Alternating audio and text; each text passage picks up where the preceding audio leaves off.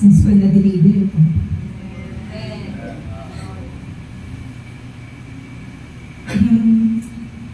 Ito po yung unang tatayo po ako ulit na humihingi po ng tawad sa buong congregation po, kay pastor at sa mga ministers po.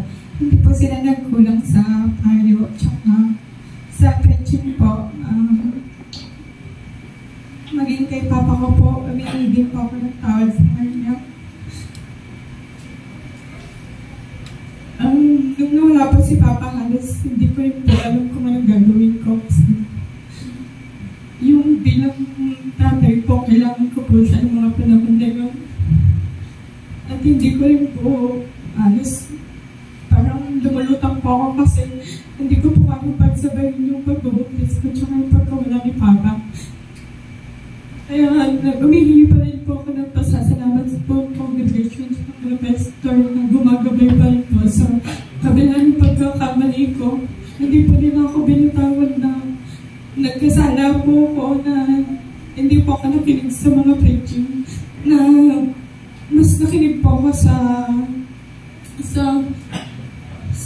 agos ng mundo na nakalimutan ko po na isa po akong Kristiyano at nag-backslide po ng paulit-ulit at nasasabi ko din po na ito na po siguro yung para sa akin at blessing din po dahil kung hindi po mangyayari din po ito siguro po wala po ako sa pananambahan. Pero yan po, pinapasalamat ko po na naging successful po yung delivery ko. Sobrang totoo nga po yung sinasabi nila na kapag nagdadalang tao ka, yung kabilang paano pa yung nasa-okay.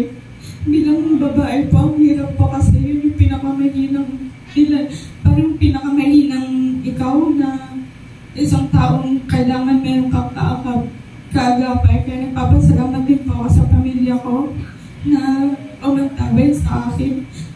Nawa makasama ko din po sila dito sa church.